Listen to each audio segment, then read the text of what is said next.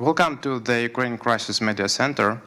Today, I, Volodymyr Solovyan, senior analyst at the Ukrainian Crisis Media Center, will host the conversation with our remarkable guest today, Carrie Hessler-Radelet, President and CEO of Global Communities Organization and former director of the Peace Corps. Thanks for visiting, and it's a great pleasure to have you with us today.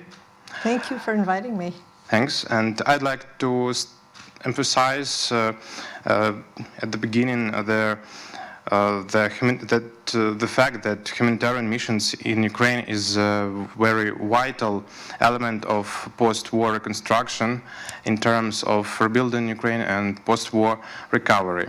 And today, independent non-governmental organizations and aid organizations provide Ukraine a great assistance and lays foundations for their economic recovery and building of society and political foundations of the post-war Ukraine. And also it is very important to provide assistance for Ukraine in terms of strengthening resilience of Ukrainian society, because it is background for the rear of Ukrainian army, the whole Ukrainian society. Yes. And your organization, Global Communities, deal with local communities, so it is very great assistance for Ukraine, and I hope that we will discuss a little bit these developments and your experience of visiting Ukraine and further developments.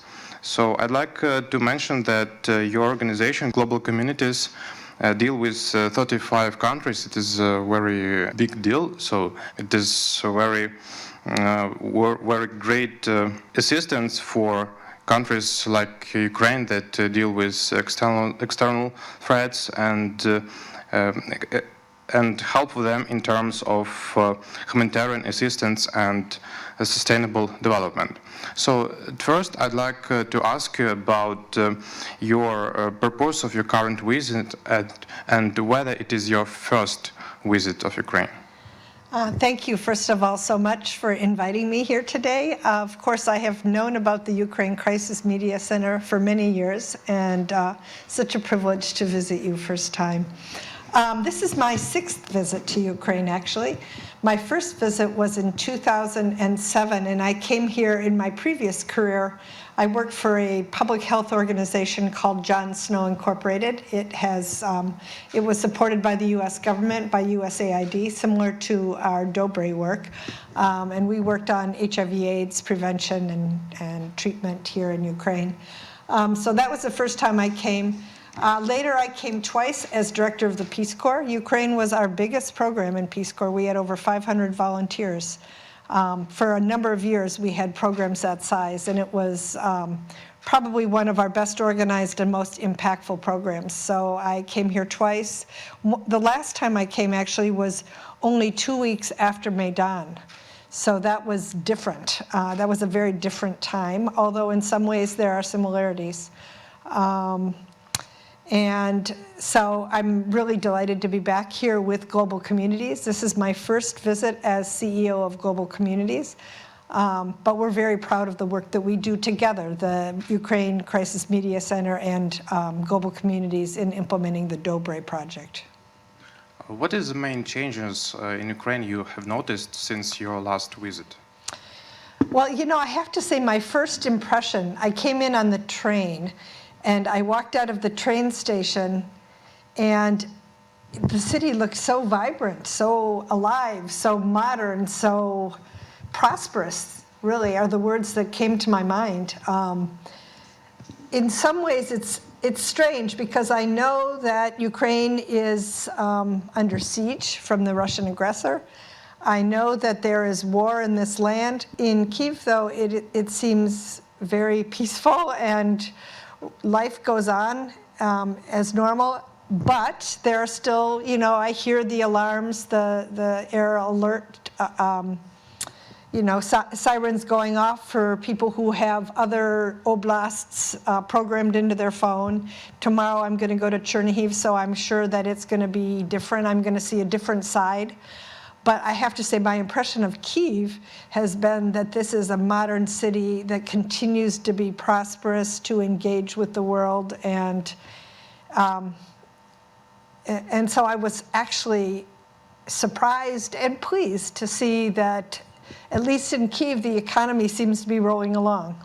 Yes, and it is a part of foreign aid in terms of humanitarian assistance to maintain their peaceful life in large cities in the rear, because it is very vital for Ukrainian economy. It is, obviously. it is. Yes. Yeah. And my next question is about your assistance to the number of organizations that are working in Ukraine. I mean, DOBRE organization and Humanitarian Assistance Project CLEAR. And also you provide assistance to a number of privately financed projects that help small and medium-sized business in Ukraine. Could you talk a bit about global communities' multi-phased approach to assistance to local communities and to private business? Sure, absolutely, and thank you for asking that question. As our name implies, we are a global organization, but at the very core of who we are the communities we serve, the communities that we work on together with the Ukraine Crisis Media Center, the communities, the 100 communities with whom we have worked over the last 8 or 9 years. We started here in 2016, actually, so we have a deep history with Ukraine.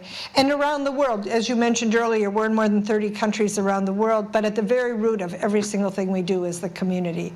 And so our approaches vary, in all honesty, from country to country. Because they are so community driven, we have to identify an approach that works for that community.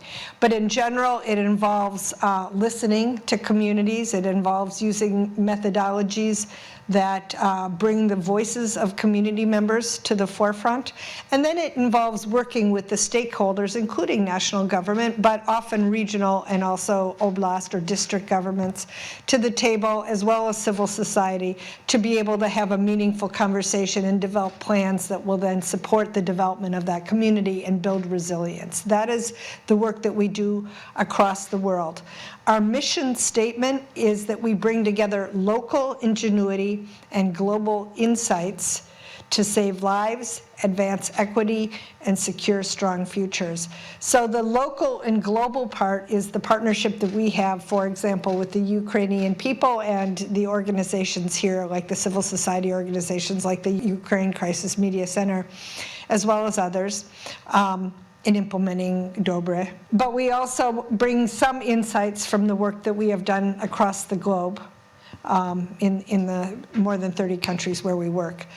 The saving lives, advancing equity, and securing strong futures part is about our 3 lines of business, and you mentioned this in your question. We do 3 different things that are mutually beneficial, let's say, that they reinforce and leverage one another. The first is sustainable development. It is really the foundation of our work with DOBRE. It's the decentralization work that we do with you. It's supporting the government of Ukraine's commitment to decentralization by providing capacity support to municipalities, to mayors and other officials, as well as working with civil society and, of course, community members to decentralize and then be able to equip them with the financial management, the planning, strategic planning and work planning skills, the communication skills, that's your part of it, the implementation project management skills that enable municipalities to carry out their own development plans. That's an example of a sustainable development program. A humanitarian assistance program is what we're pivoting to now. Because of the Russian invasion, we now have a humanitarian crisis, and so our humanitarian team is coming in with support for shelter, for dignity kits, for multi-purpose cash assistance, for various for generator procurement, and sometimes funds for heavy equipment to remove rubble. These are humanitarian interventions that complement our work. So in Dobre, we have had to pivot our program from being a purely sustainable development program focused on decentralization to include and layer humanitarian interventions on top. And then we have actually a for-profit microfinance business. It's called the Vitas Group. It's an independent subsidiary of Global Communities that provides microfinance, so lending to small businesses. And so we have this expertise in economic growth, in financial inclusion, that we can bring now to our programs in Ukraine. So for example, we have 3 projects here now. We have the Dobre project, which of course is the project we do together. It's, again, related to decentralization and the building of resilience. And right now we're supporting the territorial communities' recovery plans. And then we've added the humanitarian component. We have a new humanitarian project, also funded by USAID, which is called CLEAR. And then we have another project called PEARL, which is funded by Global Communities ourselves. We saw the need for economic growth and recovery in the communities we serve. In fact, we just came from a media training that your organization is doing with mayors from across your nation. And one of the most important things they said to us is that they need economic growth in their communities. They're asking for access to finances for their businesses. So businesses that were closed, perhaps during occupation, can reopen again, but they need money, they need capital. And so we started a small project with our own funds. We put $1 million of our own money into this project, and we are providing technical assistance and then grants to businesses, small, I would say micro, small, and maybe a little bit bigger than small. We have 3 different categories of businesses, and we have criteria, and they have to make business plans and proposals, but then we provide grants to businesses to enable them to grow, to create jobs, and to fuel economic growth in their communities. So that is the way in which those 3 lines of business within Global Communities come together right here in Ukraine. Great, thanks for this in-depth analysis. But what can we respond to those who say that state should play a bigger role in this communication and links between local societies and organizations like yours, internal grantees? So what is your experience of regarding the position of the state in this cooperation between external NGOs and humanitarian aid organizations and local communities, especially in terms of warfare in Ukraine and during this wartime? By state, do you mean the government, the national government of Ukraine? Is that what you mean? Yes, by state? Yes. Yeah. I mean, of course, everything we do is in collaboration with the federal government. I mean, yesterday I was at the Ministry of Infrastructure. We also collaborate and try to we have to. We are guests of your nation, and we are invited by the government of Ukraine within an agreement that was developed between the government of the United States and the government of Ukraine. So we try to ensure that everything we do is entirely consistent with the government. That said, there is always a call for more services, more communication, more transparency, more funding to communities than governments often provide. And we try to support government efforts, but then also work creatively together. And today I just had a conversation with some of your staff people about, and leadership, really, your leadership team, about how we need to be more creative in communicating effectively, in drawing upon the entrepreneurial resources of communities themselves and businesses. I mean, Ukrainian businesses and American businesses working together. So I think we don't want to be confined with only government work. We want to make sure that we're building in civil society and private sector, both capital but also innovation and entrepreneurial thinking, because that's how you're going to be able to jumpstart economic growth at the community level. It's not going to be just government. It never is. It has to be with private sector and with nonprofit support. Thanks. So you was a Peace Corps volunteer, and later you became a national director Yes. of Peace Corps. So Ukraine participate in this program for many years. What is your vision how this organization, how Peace Corps may provide assistance to Ukraine, and how you evaluate this cooperation? You know, Peace Corps is a wonderful program of the American people. It is a government agency. Most people think that it is a nonprofit organization, civil society. It is not. It is a government agency. So I actually worked for the government when I was the director of the Peace Corps. I worked under President Obama. I was selected by President Obama. Ukraine was our biggest program at the time. We had more than 500 volunteers here.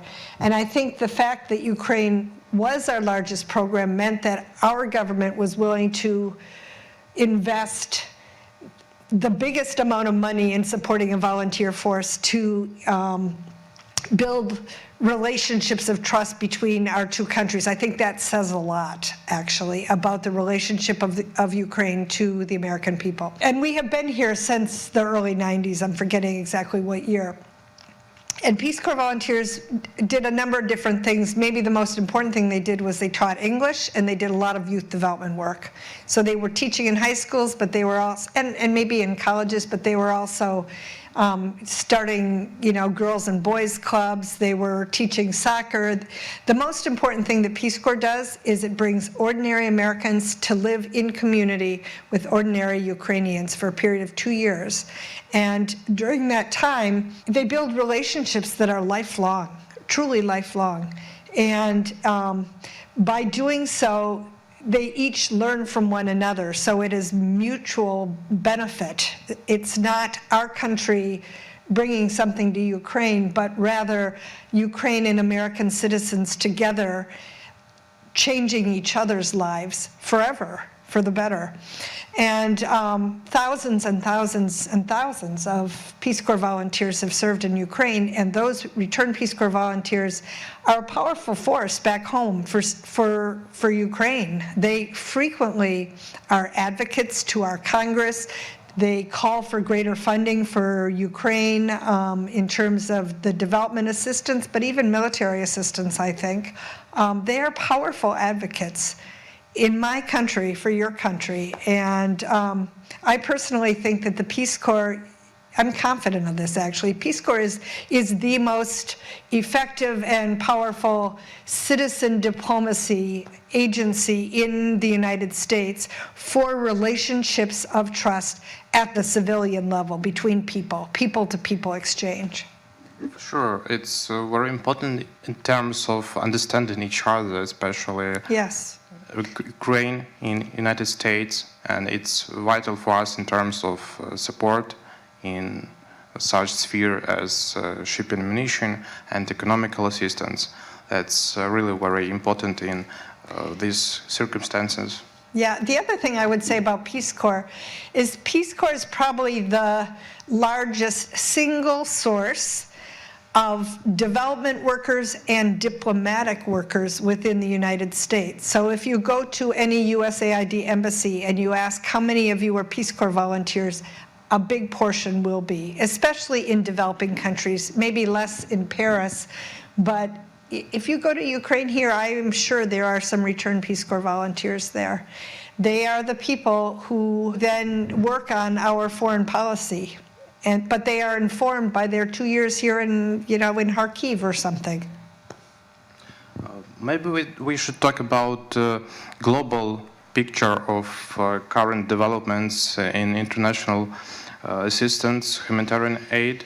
I mean that situation when we appear, we may describe it as warfare that was declared by autocracies towards democracies. So what is your opinion? What is the place and what role may humanitarian aid organizations play in such fragile situation we are witnessing right now in Ukraine and also in Middle East, and maybe some new atrocities and warfare will erupt soon? Yes, I mean, there are a number of very clear trends in the world that are disturbing in some ways. I mean, I think the rise in autocratic government and the rising numbers of state-sponsored and non-state-sponsored conflict is a really problematic trend. And of course, our response as humanitarians is to try to be there for the people. As humanitarians, we take a stance of neutrality. That's part of our commitment in order to safeguard our own people as well as the populations we serve. But we also insist on human rights and, proportionality and other principles of humanitarian work that guide strong responses in humanitarian crises. So the rise in authoritarian regimes is a very big problem. We have a number of other trends that I think are also leading our world, in your words, to a more fragile state, include climate change, for example. We're seeing all over the world, we're seeing the effects of climate change that are pulling back the development growth that we've seen over the past couple of years, or the past 2 decades, actually. And that this is taking form in different ways. Extreme weather, from increasing, drought to very extreme, flooding and really severe storms, to the rising sea levels, to the melting of the Arctic poles. These are all symptoms of a larger changing climate that we all have to be concerned about, because we have one planet and we all share it. It's the only planet we have. And I am deeply concerned that our global community is not able to respond effectively to the climate crisis. So in our organization, we've made climate change a principle within every single one of our projects. Over the next couple of years, we're building it in. By 2030, every one of our projects is going to have a climate lens. Inequality and inequity is another serious concern. We have also made a strong commitment towards gender equality. We want to make sure that every one of our programs has a gender lens, so that we are considering the gender implications of all of our work. It doesn't mean we only work with women. We work with men, for sure. We work with all genders. But we want to be aware of the impact of gender on any intervention that we do. Of course, poverty, rising inequity also leads to greater income disparity. So poverty is a continuing battle. In many ways, within the last 20 years, humanity has seen the largest improvements in development ever in the history of humanity. However, crisis and climate change are bringing those incredibly hard-won development gains, forcing them backward, and that is really sad to see. Thanks so much. Previously, you mentioned that humanitarian aid organizations have to stay neutral. But in terms of conflict, both sides may put blame on such missions, that they are not objective, that they support another side. Is that a real challenge that may prevent you from dealing with current challenges and fulfilling your obligations in full scale? Individuals and nations are not neutral. But humanitarians who are responding on the ground with a population have to be neutral, so they do not place that population at risk. When we are acting in a situation, we are concerned about the people right here, and we are doing our best to save their lives. Oftentimes, we are working on both sides of a conflict, and I will just tell you that, the one that's really difficult for us right now is the situation with Israel and Hamas, the conflict between Israel and Hamas. We have people in Israel, staff in Israel, a smaller staff, and then we have 242 staff in Palestine, 90 of whom are in Gaza. We have been in Gaza since 1994, and we have a lot of staff and a lot of supporters who are Jewish, who affiliate with Israel. And so we have people who support both sides of the conflict. In situations like this, we must keep our eyes on who we are serving at that moment and be neutral in that we are only looking at saving their lives, providing their support. Now, in the situation with Ukraine, we only work in Ukraine. We are not working in Russia. So, are we neutral? We're neutral in that we are focusing our efforts on Ukraine, but we're not, our government is not neutral in this, and our funding is not neutral. So, perhaps we're not neutral, but as humanitarians, we take a pledge for neutrality because that is the quickest and safest way to ensure the safety of our staff and of the people we serve. So, I guess just to finish this, individuals who are providing humanitarian assistance have their own opinions. They always do. And it's informed by their experience and their knowledge and relationships. But as people who serve the world in the most difficult situations, we have got to be neutral to preserve safety. Does that make sense? Yeah, for sure. So my last question is about plans of global communities regarding Ukraine. What experience you may bring for us, because you are present in many countries and you dealt before with post-war countries. So in terms of rebuilding our country after the war ends, what your experience maybe become useful for Ukraine, and what dimensions of further cooperation that may be brought to the ground after the war ends? What is your vision regarding this? I mean, my deepest hope is that we can continue to work side by side in Ukraine for many, many years. We think that, my dearest hope is that this conflict will end soon and that we can work side by side towards your recovery. That is our commitment. We hope that the funding will enable us to do that, and we will work very hard to continue to raise the funds needed to support your people. We are skilled at both working within a humanitarian situation, but then also helping communities and nations pivot towards recovery and then eventually development and resilience. And that is what our commitment is here in Ukraine as well. We stand by the Ukrainian people. We want to be your partners for as long as we can.